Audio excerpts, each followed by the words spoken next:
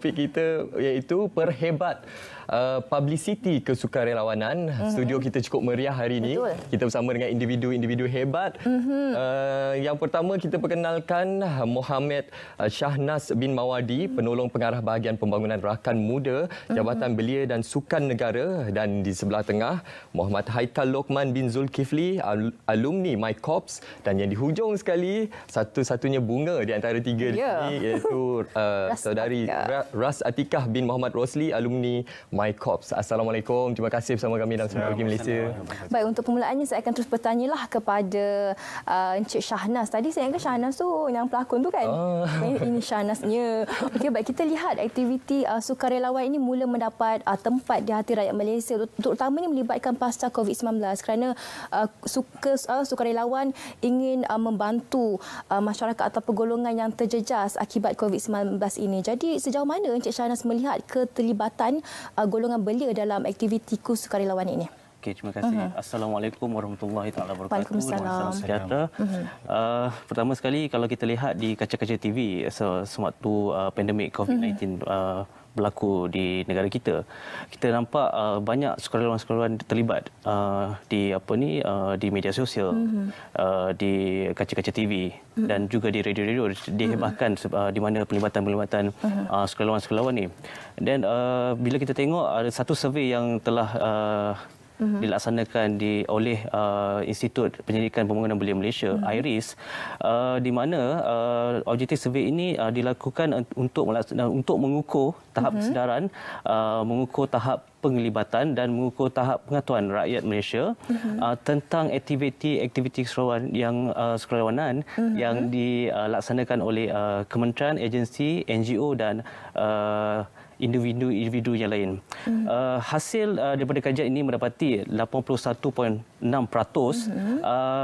sukarelawan pernah terlibat dengan aktiviti-aktiviti sukarelawan, dan selebihnya tidak pernah terlibat, di mana mereka tidak tahu bagaimana untuk menyertai program-program dan tidak diberi peluang serta kekangan masa, tidak berminat dan dirasakan tidak sesuai kepada diri mereka untuk terlibat dalam sukarelawan, dan juga faktor kesihatan dan membuang masa bagi mereka. Yes. Yep. 1% yang agak tinggi. Betul. Dan kita sedia maklum aktiviti kesukarelawanan ini adalah sangat penting untuk kita memperkuatkan komuniti kita ke arah yang lebih baik. Jadi kita ingin tahu juga apa antara inisiatif dari pihak Kementerian Belia dan Sukan dalam untuk mendukung program-program kesukarelawan ini. Susah sebut Susah, panjang. Okey. Sukarelawanan. Terima kasih Munawar. Okey, Kementerian Belia Sukan telah merancang dan melaksanakan aktiviti pembangunan sukarelawan. Kita di Kementerian Belia dan Sukan telah merancang 3 jenis program lah, di mana kita ada program keseronan belia antarabangsa ataupun dikenali sebagai MyCore, di mana program ini inisiatif ini telah berlangsung daripada tahun 2015 sehingga tahun 2019. Tapi disebabkan pandemik yang berlaku pada tahun 2020, so program MyCore untuk kita hantar sukarelawan ke luar negara tidak dapat dilaksanakan. Okey. Kemudian kita ada lagi satu program di mana dia dinamakan program Rakan Muda Day Out. Dia macam lebih komersial lah nama. Sebenarnya dia adalah program gotong royong dan membantu aktiviti-aktiviti sumbangan begitu. Program Rakan Muda Day Out akan melibatkan 124 daerah di seluruh negara, dan program akan dilaksanakan 620 program dan dijangka akan melibatkan seramai 24,800 orang. Tetapi program ini juga kita sedang menunggu pengumuman daripada pihak kerajaan sama ada program-program berbentuk gathering ataupun perkumpulan ni boleh dilaksanakan. So kita masih menunggu SOP daripada kerajaan. Kemudian yang terakhir kita ada Hari Kesukarelawanan Malaysia. Hari Kesukarelawanan Malaysia ni kita sambut sebagai menyemarakkan lagi International Volunteer Day yang telah ditetapkan oleh Pertubuhan Bangsa-Bangsa Bersatu pada 5 Disember setiap tahun. Oh, 5 Disember inilah nanti ada Hari Kesukarelawanan. Hari Kesukarelawanan Malaysia. Pula berjangkit lah. HKM. Berjangkit dengan menawar. Ya. Okey, baik. Kita dengar jugalah suara jejaka di sebelah Encik Shahnaz tu, iaitu Saudara Haikal. Jadi boleh Saudara Haikal kongsikan bagaimana berterlibat dengan aktiviti kesukarelawanan ini? Okey. Baik. Bismillah. Assalamualaikum warahmatullahi wabarakatuh. Kepada kiranya kita panggil Abang Munawar lah dan Kak Mira. Okey, baik. Nak rasa muda sikit kan? Kita nak rasa muda sikit. Okey, baik.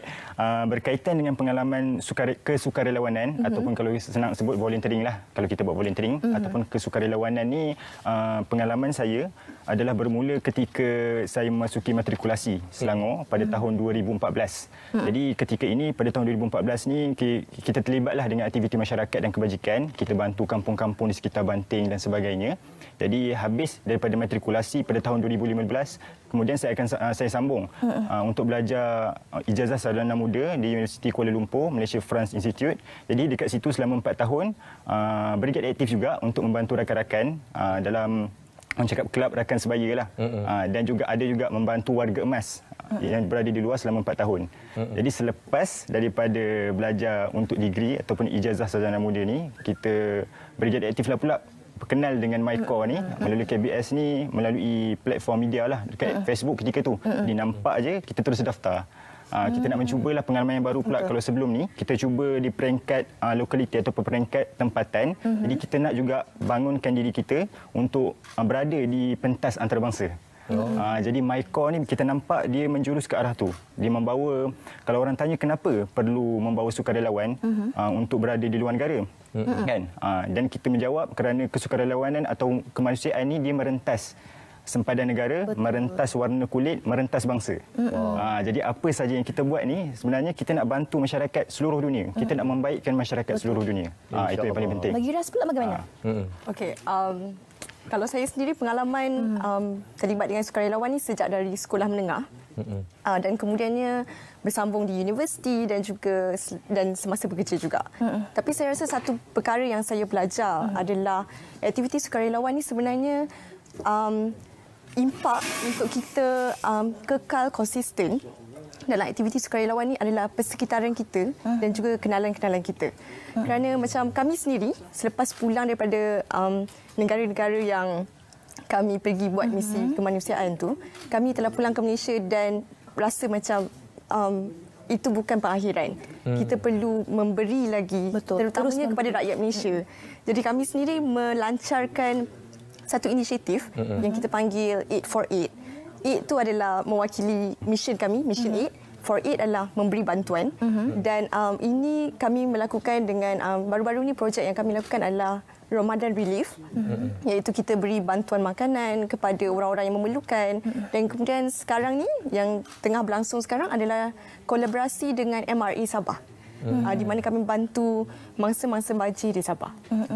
Banyak sekali pengisian yang boleh kongsikan. Mungkin kita nak kongsikan juga kepada penonton. Apa antara faktor pendorong kepada golongan belia ini untuk tampil ke hadapan untuk menyertai aktiviti-aktiviti kesukarelawanan ini?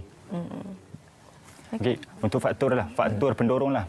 Okey, kalau kita cakap faktor pendorong ni dipelbagai. Dia adalah abstrak lah. Kalau kita sebut apa saja, mungkin nampak orang bersedekah dekat tepi jalan pun dia boleh jadi salah satu pendorong untuk menjadikan sukarelawan kan. Sebab bila kita sebut sukarelawan ni, dia luas, bukan sekadar orang yang membantu, maksudnya kena pergi satu tempat untuk membantu dan sebagainya. Sukarelawan boleh jadi sekarang Abang Munawar kita menjadi sukarelawan untuk menyampaikan sesuatu pada pagi ni kan. Insya-Allah. Sukarelawan kita datang untuk bekerja, kita sukarela. Kita rasa sukarela. Jadi kita adalah sukarelawan. Sesiapa saja yang berada di sini adalah sukarelawan, sesiapa saja yang menonton adalah sukarelawan. Bukan tertakluk kepada satu-satu kelosak ataupun satu-satu kumpulan. Jadi faktor-faktor pendorong ni banyaklah dan kita boleh cakap antara faktor utamanya adalah jiwa kemanusiaan ataupun jiwa intrinsik antara kita untuk berhubung dengan Allah mendapat dengan Tuhan lah. Untuk mendapat keredaan dengan Tuhan dan sebagainya. Jadi itulah yang paling kita nak sebenarnya. Dan yang kedua adalah kita nak membangunkan potensi diri kita. Betul, insya-Allah. Baik, kepada Encik Shahnaz, tadi Encik Shahnaz ada cakap ada belia yang tidak terlibat dengan aktiviti ini kerana mereka tidak tahu bagaimana untuk menyertai. Jadi, apakah inisiatif daripada pihak KBS ni untuk mempromosikan dan mempergiatkan lagi aktiviti ini di kalangan belia? Okey, di pihak Kementerian Belia dan Sukan, cara untuk kita untuk publicity program-program sekolah di Malaysia adalah melalui program-program roadshow, di mana jika ada mana-mana agensi atau kementerian menjemput Kementerian Belia dan Sukan untuk melaksanakan pameran, so kita akan bawa semua kita punya risalah-risalah yang menyatakan kita ada program-program MyCore, Rakan Muda Day Out dan Hari Sukan Malaysia. So di situ kita mempromosikan. Selain daripada itu, kita juga menyiarkan dalam portal-portal dan media sosial Kementerian Belia dan Sukan. Selain itu juga kami empower semua alumni MyCore untuk promote kita punya aktiviti dan keseluruhan. Okey, selain itu saya nak nyatakan di sini, Mira. Publicity ini bukan saja tanggungjawab kementerian, agensi dan agensi kerajaan. Ia adalah tanggungjawab bersama rakan-rakan NGO, pertubuhan syarikat korporat, individu serta penggiat sukarelawan bagi melaksanakan program-program dan aktiviti keseluruhan.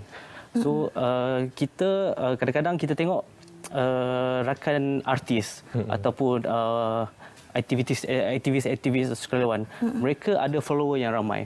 So itu adalah salah satu platform untuk mereka menarik minat belia dan masyarakat untuk terlibat dalam aktiviti keseluruhan dan kemanusiaan. Tetapi ada juga NGO, mereka kata mereka tidak mahu ada publicity ataupun tak nak show off. Jadi macam mana dengan pandangan Encik Shahnaz sendiri tentang NGO yang tak nak mewawarkan tentang aktiviti mereka sebab katanya macam nak buat senyap-senyap lah, macam tak nak menunjuk lah katanya. Macam mana tu? Okey, pandangan peribadi saya lah.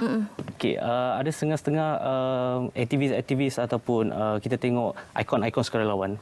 Mereka rasa macam mereka ingin melaksanakan sesuatu aktiviti sukarelawan dan kemanusiaan tu secara low profile ataupun secara sendiri. So tidak perlu diwawarkan. Nanti bila dia buat perkara-perkara tu diwawarkan, nanti dia kata macam menunjuk pula. Tapi mungkin kita boleh tanya pandangan daripada sukarelawan sendiri. Ya, macam mana rasa tu? Adakah rasa show off ataupun tidak? Betul, teruskan.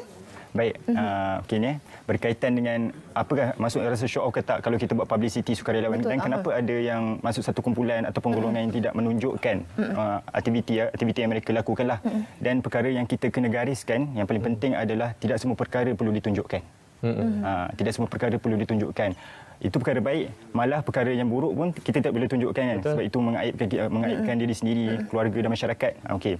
Jadi ada setengah perkara, tapi saya tidak mengatakan bahawa kita tidak boleh tunjukkan kebaikan kita macam apa yang telah dilakukan oleh Ustaz Abilio. Jadi kita kena tunjukkan, dan itu juga menjadi salah satu pendorong ataupun faktor yang kuat untuk golongan masyarakat muda atau masyarakat di sekitar kita untuk melakukan aktiviti kesukarelawanan.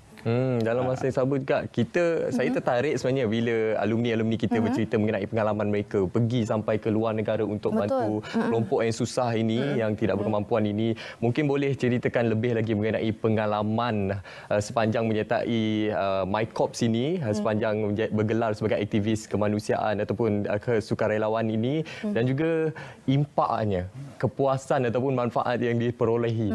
Ataupun mungkin boleh kongsikan pengalaman yang tak boleh dilupakan. Betul. Okey, menarik soalan tu.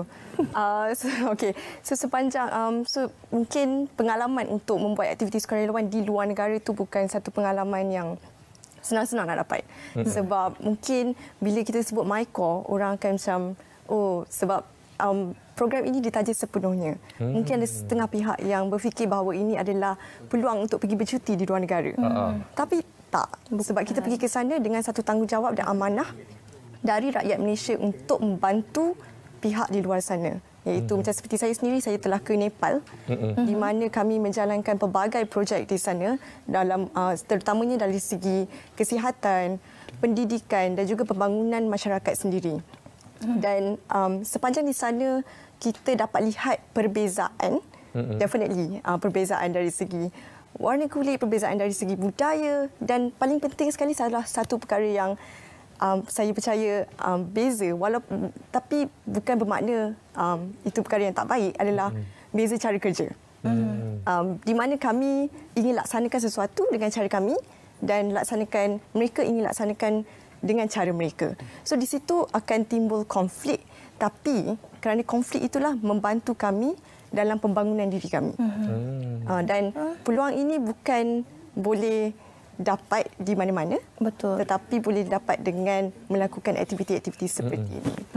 Kiranya kalau kita buat aktiviti kesukarelawanan ni, kita boleh membantu orang dalam masa yang sama kita boleh mempelajari budaya mereka di sana. Macam Ras sendiri pergi ke Nepal. Macam Haikal pergi mana lagi sebelum ni? Saya pergi dihantar oleh MyCore ke Shakira, Bangladesh. Shakira Bangladesh ni boleh cakap kawasannya selatan Bangladesh yang berhampiran dengan Kolkata, India. Sempadan Kolkata. Ini boleh kongsi apa antara aktiviti yang dilakukan di sana? Okey, aktiviti baik. Aktiviti yang dilakukan di sana cukup banyak, tapi saya ringkaskanlah. Jadi antaranya kita sebelum kita melakukan aktiviti ataupun projek yang di sana, sebelum tu kita kena tahulah projek di bawah MyCore ni adalah projek yang kita nak sustain kepada masyarakat. Kita nak bangunkan masyarakat. Jadi bila kita tengok masyarakat sana apa, kadang-kadang masyarakat kita rasa perlu kepada masyarakat, tapi masyarakat kat sana tak perlu pun benda tu. Sebagai contoh kat sana adalah tandas. Jadi kita tak perlu bina tandas sebab diorang tak perlukan tandas pun. Mereka tak perlukan tandas. Maksudnya mereka membuang bagaimana je? Jadi kita cakap Bangladesh ni adalah tahun 70-an ataupun 60-an ketika di tanah Melayu ataupun di Malaysia. Kita dah ni diorang masih ke belakang lagi. Dia masih di belakang. Kira dia ada 20 tahun, 30 tahun lagi ke belakang. Itu di kawasan kampung lah. Kita tidak cakap di kawasan bandar dan sekitarnya. Tapi urbanisasi di Bangladesh ni kiranya masih jauh terkebelakang berbanding negara kita. Begitu. Jadi antara projek yang kita lakukan adalah projek air. Projek tadahan air untuk kegunaan sumber air bagi penduduk lebih kurang 2,500 penduduk kampung. Di sekitar satu kampung tu nama dia Dawah Bengki di Shakira, Bangladesh. Jadi itu salah satu projek mega lah kita boleh katakan sebab dia boleh membantu sebab kawasan di sekitar tu dia berhampiran dengan Paya Bakau. Jadi bila kita sebut Paya Bakau ni dia adalah semestinya kita akan tahu dia adalah air masin. Dan air masin semestinya kalau kita nak ubah kepada purified water ataupun air bersih untuk diminum sangat-sangat susah dan kos bukan sangat susah, mudah tetapi kosnya mahal. Kosnya mahal, tapi dengan keupayaan kami disebabkan kami sebelum pergi ada kutip dana buat fundraising, buat crowdfunding dan sebagainya, jadi melalui dana-dana sumbangan masyarakat Malaysia lah terjadinya projek-projek di sana. Betul. Alhamdulillah. Terima kasih kita ucapkan kepada ketiga tetamu kita atas perkongsian untuk kita memperhebatkan lagi publicity mengenai aktiviti kesukarelawan ini. Jadi terima kasih sekali lagi kami ucapkan.